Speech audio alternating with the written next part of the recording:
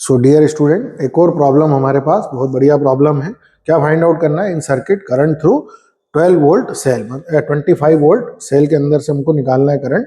अब देखिए कैसे सॉल्व करते हैं। सबसे पहले यहाँ पर करंट के डायरेक्शंस बनाइए। यहाँ से करंट एग्जिट होगा आई करंट, और यहाँ पहुंचेगा I1, यहाँ पहुंचा देते हैं I2, यहाँ करते हैं I3 और यहाँ कर देते हैं I4। और ये सारे करंट जो हैं फर्दर होते हुए कहाँ पहुंचेंगे? बी वाले पॉइंट पे, यानी कि वापस बैटरी के अंदर। तो जितना करंट एग्जिट कराया है उतना करंट वापस आना भी चाहिए। ये हमारा KCL हो गया। अब हम लगाते हैं एक एक लूप के अंदर। तो सबसे पहले अपन लूप कंसिडर करते हैं ये वाला। तो लूप ACDB और A, हमको क्या करना है? एक एक लूप इस तरीके से बनाते जाना है। तो देखिए क्या होगा।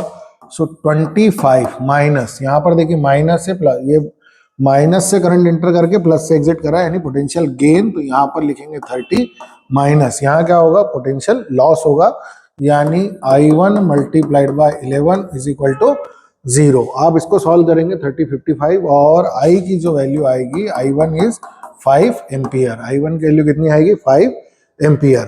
अब देखिए दूसरा लूप लेते हैं, लूप AEFB और A।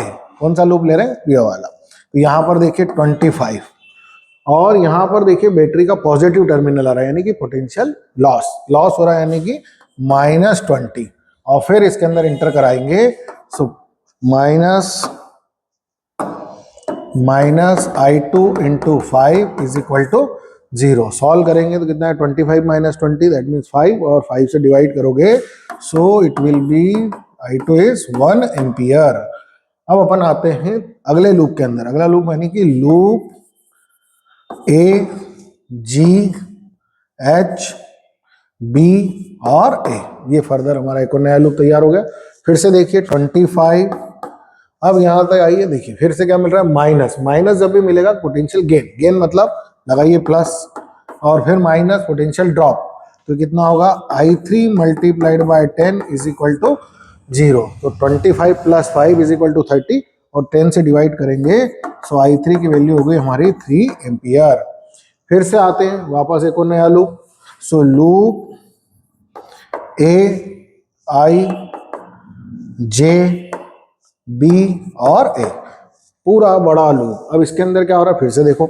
सो 25, फिर से यहाँ चले पॉजिटिव टर्मिनल, यानी पोटेंशियल ड्रॉप मीन्स -10, और फिर माइनस, फिर से drop, I4 multiplied by 5 is equal to 0। So 25 minus 10, 15 divided by 5, so you will get I4 is equal to 3 ampere. अब सारे करंट मेरे पास आ गए हैं। अगेन आप देखिए, हमने स्टार्टिंग में किया था, I की वैल्यू किसके बराबर है? I1 plus I2 plus I3 plus I4, और इन सबको आप ऐड करेंगे, सो आपके पास आएगा 12 एम्पियर, यानी कि ऑप्शन नंबर सी। बहुत अच्छा क्वेश्चन है, कॉम्पिटिटिव एग्जाम में आ सकता है, और हो सकता है किसी एग्जाम में आया भी हो। तो आपको भी अगर इस तरह कोई डाउट आते हैं तो आप हमें बिल्कुल कमेंट बॉक्स में सेंड कर सकते हैं। Thank you very much.